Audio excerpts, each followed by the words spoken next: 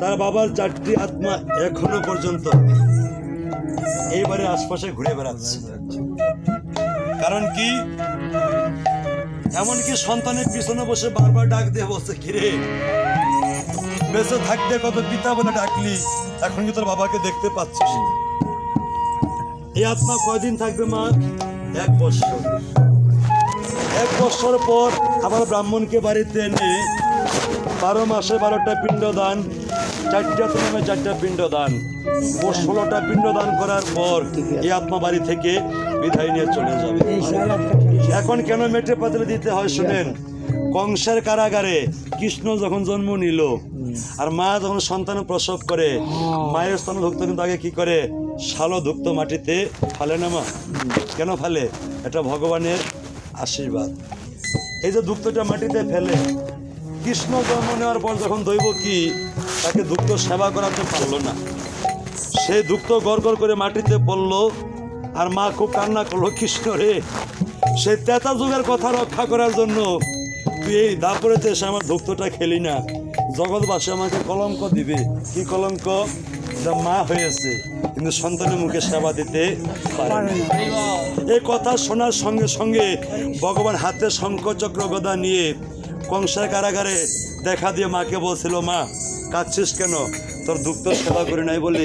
শোন, আজকে তোর দুগ্ধ যখন মাটিতে পড়লো, আমি বৈকুণ্ঠে নারায়ণ আশীর্বাদ করলাম। কি আশীর্বাদ?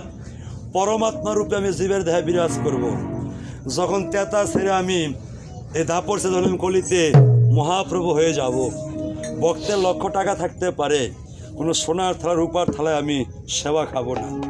মায়ের দুগ্ধ মাটিতে পড়লো, এ মাটি দিয়ে পাতিল বানিয়ে যদি কোনো ভক্ত আমাকে নয়ন জলে ভোগ নিবেদন করে, তবে ভক্তের কাছ থেকে সেবা খেয়ে আমি মায়ের মনে বাসনা আমি জন্মে জন্মে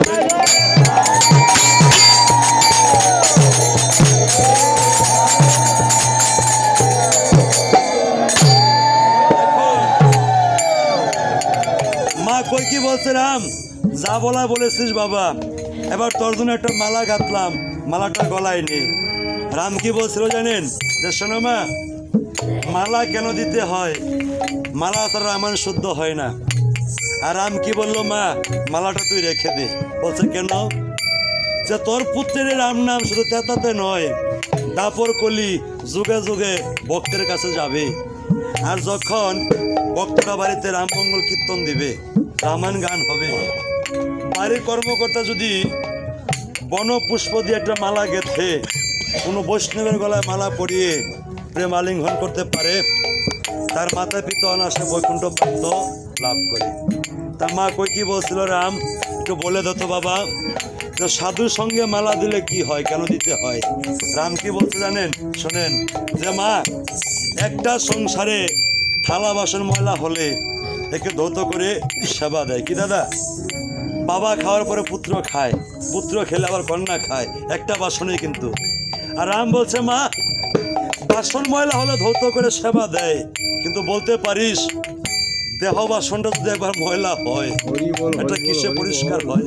মাগো, সারাদিন কর্ম করার পর যদি কোনো বৈষ্ণব একবার রাম মঙ্গল কীর্তন শ্রবণ করতে আসরে যায়, যদি কোনো ভক্ত তার গলায় রাম নামে মালা গেঁথে সেই ভক্তকে বুকে নিয়ে প্রেম আলিঙ্গন করে থাকে, আমি রাম সীতাকে নিয়ে যুগল রূপে দাঁড়িয়ে সেই ভক্তের সঙ্গে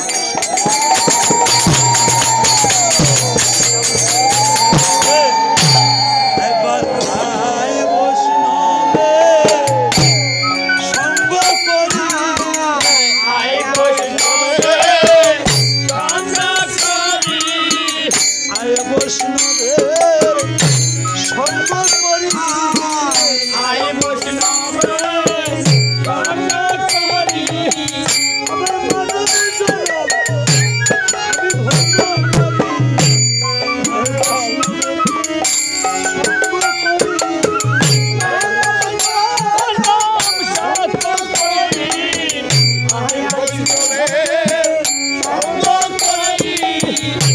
ভক্তে ভক্তে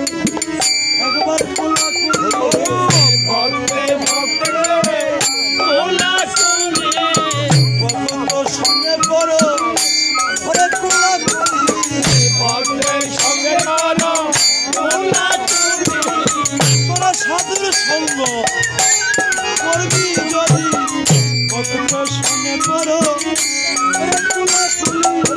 সাধু সঙ্গ করবি